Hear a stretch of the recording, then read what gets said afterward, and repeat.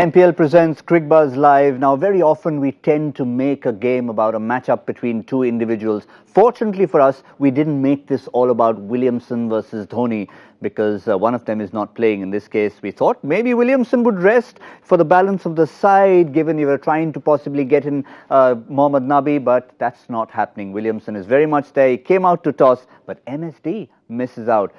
Perhaps not feeling all that well after the last game. Suresh Raina coming out to toss. So there's our first little surprise. And our balance, our matchup remains Vijay Shankar against Ambati Rayudu, as we talked about last night. Gentlemen, Ajay, Jadeja and Michael Vaughan in the studio. So luckily we didn't talk too much about MS, but we briefly touched upon that fun, spicy contest between Vijay Shankar and Rayudu on the field. Yeah, and Rayudu's tweet about the 3D glasses. So I wonder if Vijay Shankar's got a sense of humour, when he goes out to bat, he's got some 3D glasses in his pocket, he just hands them straight to him. That's what it's about, isn't it? Entertainment. Would you do that? What was he left with? I mean, he had no other choice. Once he was left out, he had to sit and watch the game. So he found a better way of watching it. Watch it in 3D. At least feel like he's there, part of that team. Yes. What's the reason where this whole issue came up? And let's have a look at first what the chairman of selectors said, and this is what sparked it off. In case you might have been hiding, burrowing down a hole somewhere and you missed all this, we did give a few more chances to Rayudu, but what Vijay Shankar offers is three-dimensional, i.e. 3D. Apart from his batting, he can bowl, and the conditions in England, he might bowl a bit, and a fantastic fielder. So this is what led to this particular tweet from Ambati Rayudu, and let's have a look at that. Just order a new set of 3D glasses to watch the World Cup, says Ambati Rayudu on the 16th of April. And I think Michael Vaughan was spot on. I mean, you can read too much into it and say it's a bit of a barb, bit sarcastic. But at the end of the day, you've got to have a sense of humour, whichever side of the fence you're on. Yeah, so I mean, he's hurting, obviously. But, I like tweets like that. I think it just shows a bit of character. Whether it was meaning to be funny, I'm not too sure, but it certainly came across in a humorous manner. The chairman of selectors needs to do a bit more research, though, because he said overhead conditions, it might swing around. Just get him to have a look at some of the 50-over scores which started today. The Royal London 50-over Cup started in the UK today. Just get your chairman of selectors to have a look, because it's freezing cold, it's overcast, and teams have been getting 350 plus. So the fact that in your day, it was hooping all over the place, the old Duke ball, the white ball, it had seam and swing. The cover of white ball in English conditions, you can have cloudy days, it does nothing.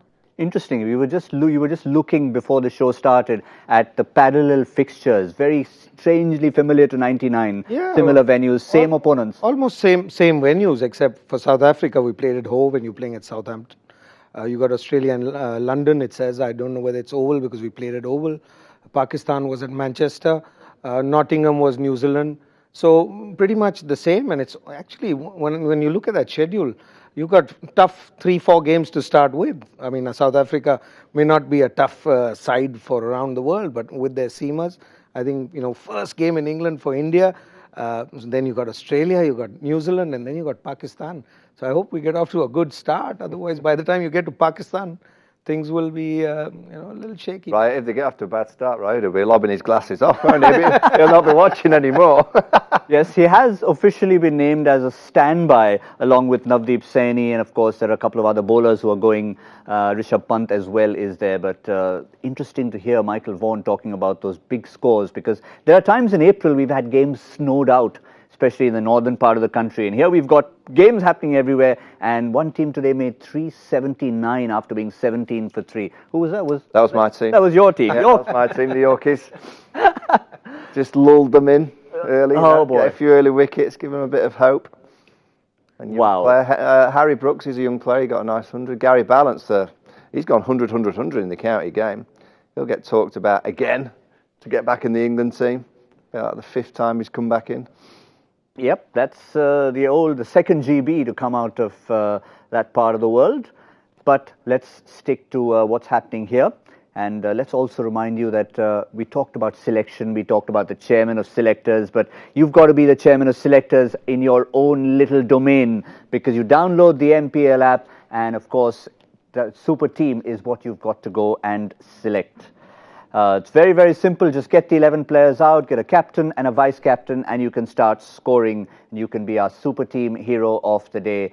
And here, of course, we also played. But let's also tell you that thanks to so many of you coming and playing, the MPL game has moved up the charts, and on Google Play it's ranked #1 in terms of gaming apps. So thank you to all of you. I think it's down to you. Yeah, well, we've all contributed. I'm a little bit of a geek myself. I keep playing, and I've making last minute changes to my team. I had to wait for the toss. I didn't have MSN, I can tell you that. I didn't have MSN because you can only have one keeper, hence I had Johnny Bairstow in my keeping slot. So managed to probably sneak in Sam Billings, Shane Watson. Let's not talk about my team. Let's talk about what's happening right here. The actual teams that are going to be out there on the park. We've had a couple of changes. We've had a couple of surprises. The main surprise coming from the men in yellow, and that is MST will not be playing. So his keeping slot will be taken by Sam Billings, and that one overseas swap is going to be Karan Sharma in for Mitchell Santner. So they're still playing with Watson, Duplessis and Billings as 3 overseas plus Imran Tahir makes it 4. So now they've got 4 overseas players. How do you look at that side with Karan Sharma coming in?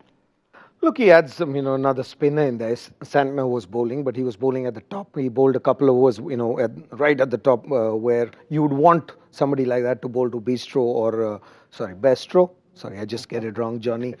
Johnny and... Johnny Bistro. Johnny Bistro. Gravy. I'm sorry. The gravy. I just never get that name right. And with Warner at the top. So I don't think he'd bowl in the power play. So you'd see a little different way Chennai approaches this game. But with batting, Sam Billing comes in. You can never replace a man like MSD. I mean, not for the skill and the runs, but I think the mindset that he has. So you probably see Chennai play differently today. They won't hold everything at the end. They'll just keep going. And there'll be a different style of playing, because when you don't have MSD, there is no way you're going to play in a similar fashion. Michael, both teams wanted to bat first there. And it's only the 4th time in this year's tournament that a team has opted to bat first in 33 games. So surprised both teams wanting to bat first?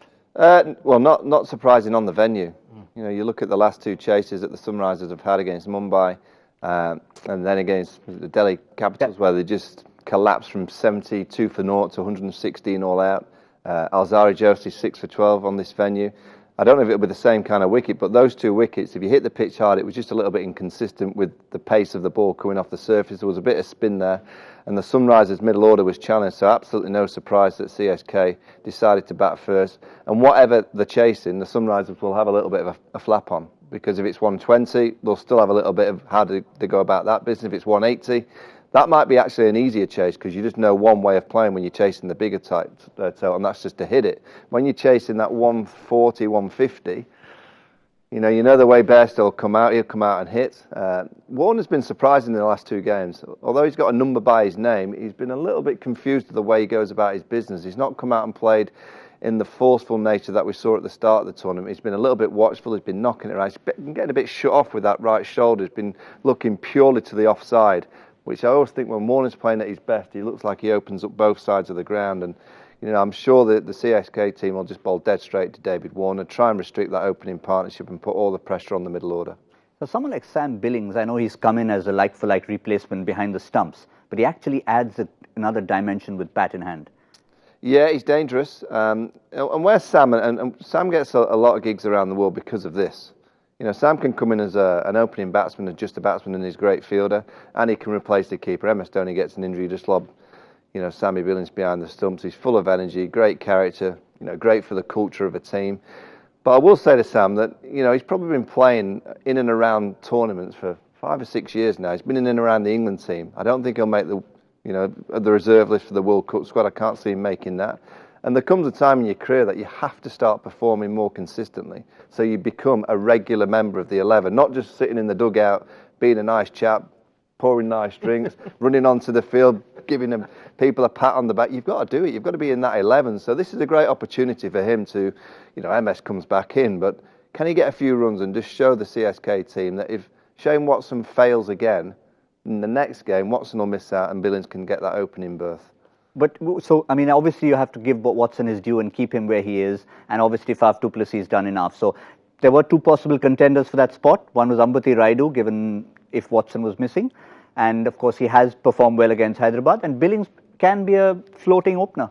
Yeah, he can be, but you've seen with CSK over the years, they don't change their side too much. I mean, going back to the last year, when Watson got that 100 in the final, 5, 6 innings before that, he hadn't got anything. But it wasn't that they were going to tinker with that side. Sam Billings probably comes in a couple of years ago. He played a few games when there was an injury to someone else. So I think they stick to what the 11 is. What they do very well, apart from the other teams, what they don't do is that they rotate their players within, because when they have MSD, you could get anybody to bat at 4 and the same guy would be batting at 7 in the next game, depending on what the wicket is, what the opposition is. With MS not there, so you probably won't be able to do that. But once MS comes back, I doubt. I mean, unless he gets a big 100 and Watson gets out for a big blob or something, and then you might want to change. But this is a team that's winning. They've won 7 out of 8 games. They're not looking to change. They haven't even changed sides when they've lost 3 in a row. They stick to their side. They stick to a player that they pick at the start of the tournament, and they carry on with the same players. You've just confused me now. You advised me to take Watson in my team, and now you're telling me big blob. Do I take him or do I take Billings? Look, I wish I knew. You've got Bairstow, haven't you? You've got Bairstow with the gloves on. We're giving your team away. Everyone will be copying you. Yeah, all right. Anyway, I'm keeping it to myself. Maybe just one secret I can give away. I'm tossing between Watson and Billings. Now let's stick again to the teams on the park. We've got the Sunrisers who have made 2 changes. They brought in Ricky Bhui, didn't quite perform. Abhishek Sharma waited a long time for that appearance. So he also has to sit on the sidelines. They've got an extra spinning option in Shahbaz Nadeem and the experience of Yusuf Pathan back in the lineup. They're almost turning to the guys who have been there, done that, to say that, listen, we don't want any more experiments. Look, I mean, in a couple of games, last game they'd left out Yusuf Pathan and they brought in the young guys because they hadn't done well. Whether it was Huda, Vijay Shankar's had a decent, I mean, he hasn't had a great run. And now you've gone back to Yusuf Pathan in a game. So if it was an injury or a niggle or something, it's fine. But I mean, otherwise you're playing with not just Yusuf Pathan's mind. I'm talking about the young guys in the Indian side. When you start leaving people out for 1 game and 2 games, suddenly it changes the way they start approaching an innings. And these guys come in at the end of that innings. So, even if it's a couple of balls that they take extra or make an indecision at that time, it could really make a difference. This year they look a little rattled. Otherwise, yeah, they do, and it's always interesting when you hear, Kane Williamson at the toss, he said, he wants his team to go out and play fearlessly. It's very difficult when you've just dropped 2 players after 1 game, and then you bring in back players that were dropped the game before, because in the back of their minds, they may be thinking, well, if I have a bad game, I'll be out for the next game. And that's why CSK are so good. All right, they've won tournaments and they've got all the experience, but I think all the players know that they will get a run of games. If you get picked in the CSK team, unless it's for an injury like MSD and Sam Billings sneaks in, if you're one of the mainstay players, you're going to be playing for a few games. So you can play in that fearless way, you can play your role. Whereas there has to be in the back of some of the Sunrisers' minds today, wait a minute, do I just get a number for myself? Make sure I'm in for the next game. And that's the worst scenario that you can have for a team. Somehow Kane Williamson and Tom Moody, the coach, has got to get that team together and say, look, it's do or die now. We've gone back to the experience. We've gone back to all of you guys that know how to win T20 games. You have to go out there and do it tonight. I wonder if that's totally Williamson's philosophy. As Michael said, there's Tom Moody, there's a whole think tank over there. But for now, let's just focus on Kane Williamson, the captain, because we had him exclusively on a chat for Cricbuzz Unplugged. Here's a little excerpt, Williamson on captaincy. How different is it captaining New Zealand versus captaining the Sunrisers? Yeah, I guess it is quite different.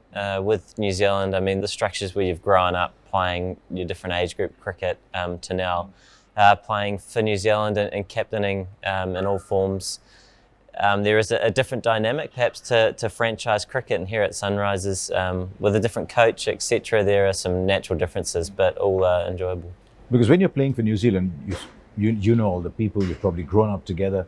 Here you suddenly, everyone thrust into an environment where you've got to be friends for 2 months, but you might have been playing against each other.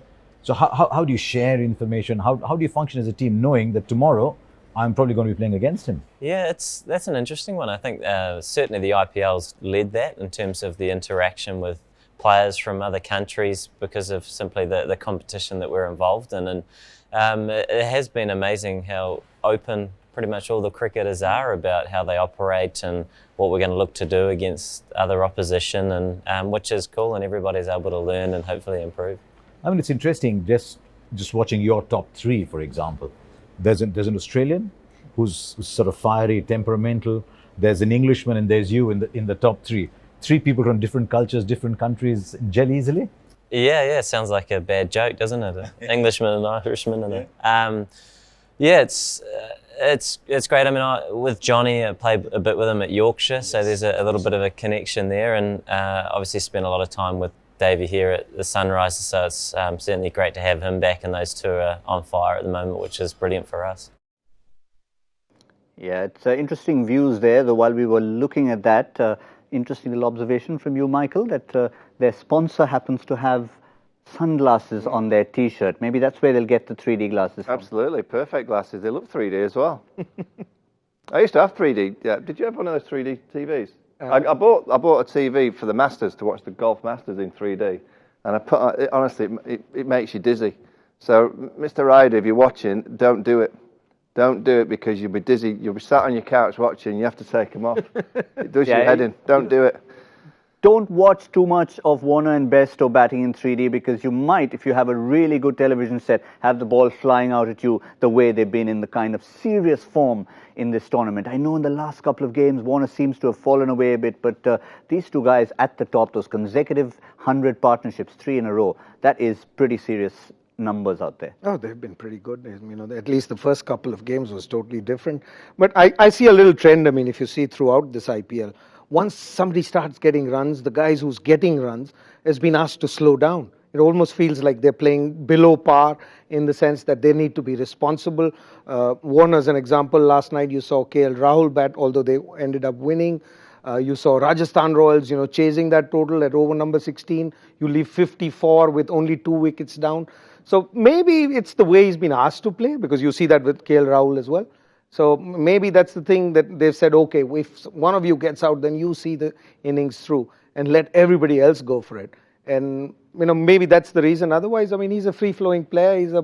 He's a man, actually, you should let him go. Why would a bowler fear Warner, who's going to get run a ball? You know, whether it's Vijay Shankar or whether it's Ambati Raidu or a kid that you've not seen before. If he's playing run a ball, he never threatens the opposition. So you're actually taking away the strength that the man has.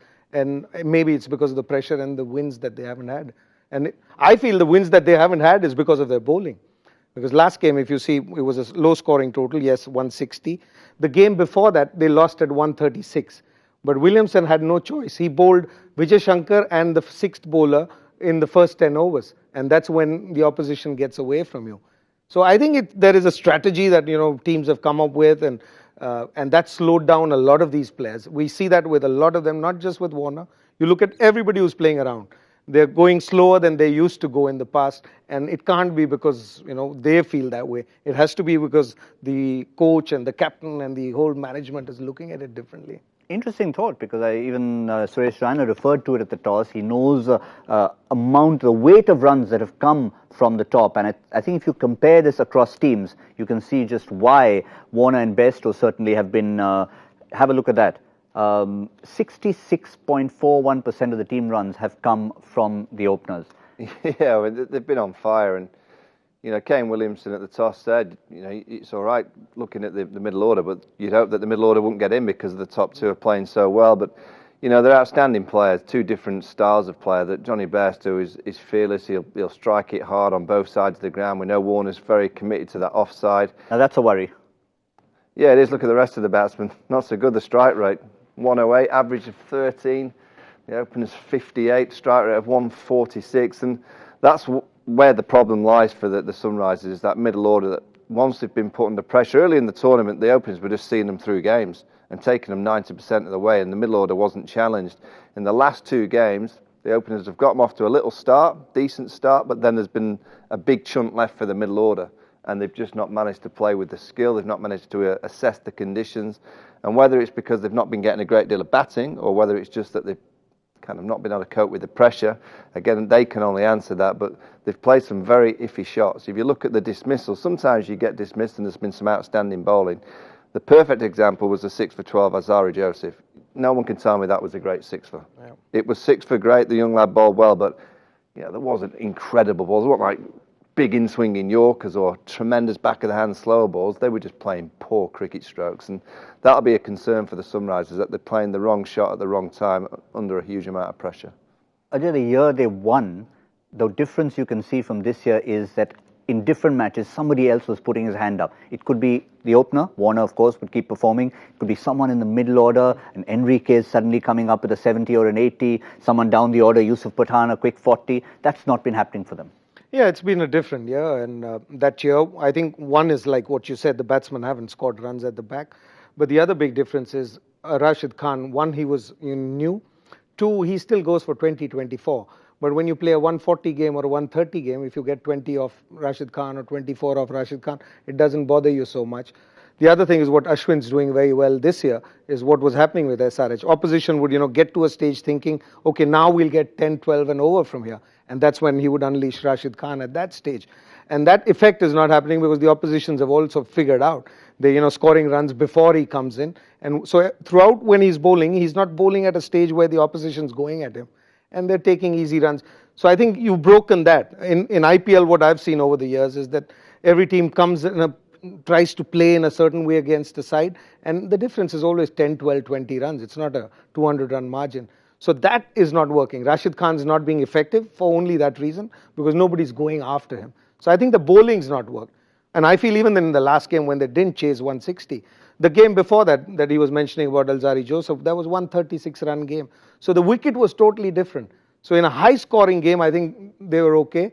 But when they play a low-scoring game, their bowling is also not as effective because they're the knuckle balls, or what does Simon call them, the knuckle ball trio or whatever. So that trio doesn't work in a low-scoring game.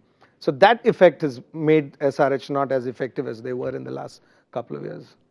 Interesting, but well, we've got so many facts to ponder, so many points to ponder. At the end, it's going to be all about the execution out there in the middle. When you talk about points to ponder, we always at this time of the show on MPL Presents Cricbuzz Live bring you something for all of you to ponder and send us the answer with hashtag Cricbuzz Live. This is our joy factor question for today.